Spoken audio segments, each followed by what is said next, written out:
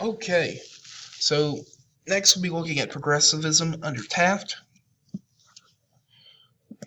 And Taft, the main idea for this part is that Taft's ambivalent approach to progressive reform is going to lead to a split in the Republican Party and the loss of the presidency to the Democrats. Some key terms: we have the Payne-Aldrich tariff and the Bull Moose Party. Some key names: we have Gifford Pinchot, William Howard Taft, and Woodrow Wilson. Why it matters now: because third-party candidates continue to wrestle with how to become viable candidates. Okay. Roosevelt was president for 8 years and accomplished a lot. Well, almost 8 years.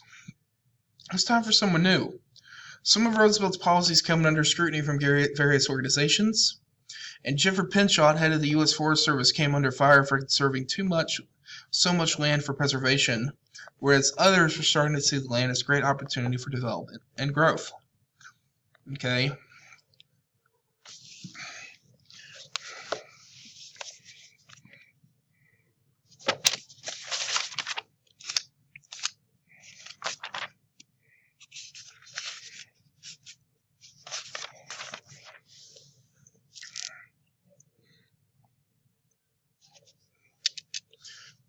And so after winning the election in 1904, Roosevelt pledged not to run for re-election in 1908. He handpicked his Secretary of War, William Howard Taft, to run against William Jennings Bryan, who had been nominated by the Democrats for the third time under the slogan, "Vote for Taft this time, you can vote for Bryan any time."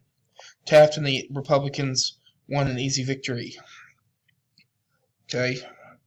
As president, Taft is going to pursue a cautiously progressive agenda, seeking to consolidate rather than to expand Roosevelt's reforms. He received little credit for his accomplishments. However, his legal victories, such as busting 90 trusts in a 4-year term, did not bolster his popularity. Indeed, the new president confessed in a letter to Roosevelt that he never felt like the president. "When I am addressed as Mr. President," Taft wrote, I turn to see whether you are not at my elbow." The cautious Taft hesitated to use the presidential bully pulpit to arouse public opinion, nor could he subdue troublesome members of his own party. Tariffs and conservation posed his first new problems. Taft had campaigned on a platform of lowering tariffs, a staple of the progressive agenda. When the House passed the Payne bill, which lowered rates on imported manufactured goods, the Senate proposed an alternative bill, the Aldrich bill, which made fewer cuts and increased many rates. Amid cries of betrayal from the progressive wing of his party, Taft signed the Payne-Aldrich tariff, a compromise that only moderated the high rates of the Aldrich bill. This angers progressives who believe Taft had abandoned progressivism.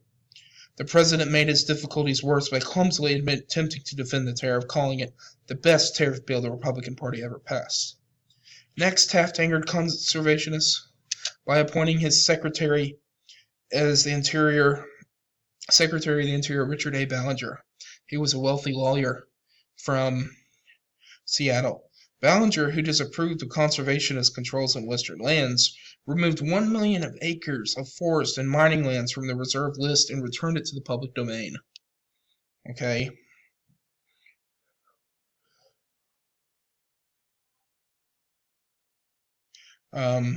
When a Department of the Interior official was fired for protesting Ballinger's actions, the fired worker published a muckraking article about Ballinger in Collier's Weekly magazine.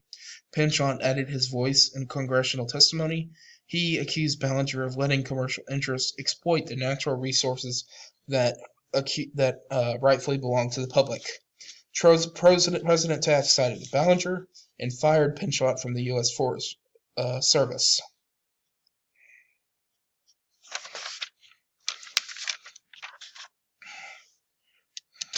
So Taft was not popular with the American public nor reform-minded Republicans, and voters started to blame Taft for the rising cost of living and loss of conservation of land. And by 1910, Democrats are going to gain control of the House of Representatives.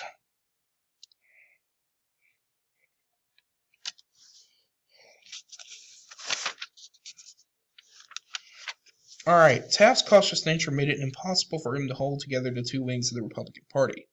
Progressives who sought change and conservatives who did not. The Republican Party began to fragment. And so some of the Republican conservatives and progressives split over Taft's support of the political boss Joseph Cannon, House Speaker from Illinois. He was a tough-talking, tobacco-chewing politician. Uncle Joe often disregarded seniority in filing committee slots. As chairman of the House Rules Committee, which decides what bills Congress considers, Cannon often weakened or ignored progressive bills. Reform-minded Republicans decided that their only alternative was to strip Cannon of his power.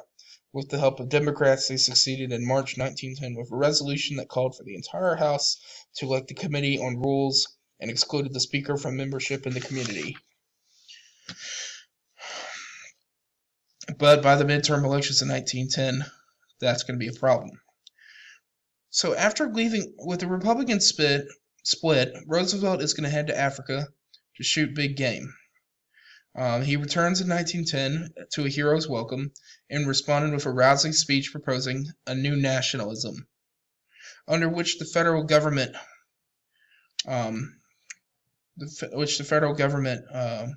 would exert its power for the welfare of the people. By 1912, Roosevelt had decided to run for a third time as president. The primary election showed that Republicans wanted Roosevelt, but Taft had the advantage of being the incumbent, that is, the holder of the office. All right, the Democrats will put their reform-minded New Jersey governor, Woodrow Wilson, who would later win the presidency. Okay. The Bull Moose Party was the nickname given to the Progressive Party of Roosevelt. Roosevelt, it was as strong as they called it this because they thought Roosevelt was as strong as a bull moose. Okay, the party's platform called for the direct election of senators and the adoption in all states of the initiative, referendum, and recall. It also advocated women's suffrage, workers' compensation, an 8-hour workday, a minimum wage for women, a federal law against child labor, and a federal trade commission to regulate business. Well, as you can see, Woodrow Wilson won big. Although it's a shame if Roosevelt and Taft had if Roosevelt had been If Roosevelt had been on the ticket instead of Taft, things would have ended very differently. And Roosevelt under the Republican nominee would have easily won. So how did Wilson win? All right, the split between Taft and Roosevelt, they were former Republican allies. It turned nasty. During the fall campaign, Taft labeled Roosevelt a dangerous egotist, while Roosevelt branded Taft a fathead with the brain of a guinea pig. Wilson distanced himself, quietly gloating, "Don't interfere when your enemy is destroying himself." The election offered voters several choices: Wilson's New Freedom, Taft's conservatism, or Roosevelt's progressivism, or the socialist policies of Eugene Debs.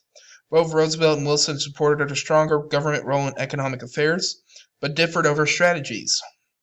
Roosevelt supported government action to supervise big business, but did not oppose all business monopolies, while Debs called for an end to capitalism. Wilson supported small business and free market competition, and characterized all business monopolies, as evil. In a speech, Wilson explained why he felt that all business monopolies were evil. If the government is to tell big businessmen how to run their business, then don't you see that big businessmen have to get closer to the government even than they are now? Don't you see that don't you see that they must capture the government in order not to be restrained too much by it? I don't care how benevolent the master is going to be. I will not live under a master. That is not what America was created for. America was created in order that every man should have the same chance as every other man to exercise mastery over his own fortunes. Which is bullcrap. Personally, this is my opinion, because if he felt that way, he would have given the same rights to African Americans. But he doesn't. Anyway, Wilson will capture only 42% of the popular vote. He won an overwhelming electoral victory and a Democratic majority in Congress. As a third-party candidate, Roosevelt defeated Taft in both popular and electoral votes, But reform claimed the real victory, with more than 75% of the vote going to the reform candidates Wilson, Roosevelt, and Debs. In victory, Wilson could claim a mandate to break up trust and to expand the government role in social reform. And this goes without saying that you could also argue that, we see a lot of third-party candidates today, but this is one of the few times where this could have actually been successful. And I think the saddest part about all this is that Taft and Roosevelt were like buddies, best buddies, and now that's over. And they will never be friends again. In fact, when Roosevelt dies, Taft goes to the funeral. He's after everyone leaves the room. I believe he was the last one in there, and he sat there and wept for his old friend that he once had. Politics can destroy relationships, or it can build them up, just like everything else in life. Have a great day.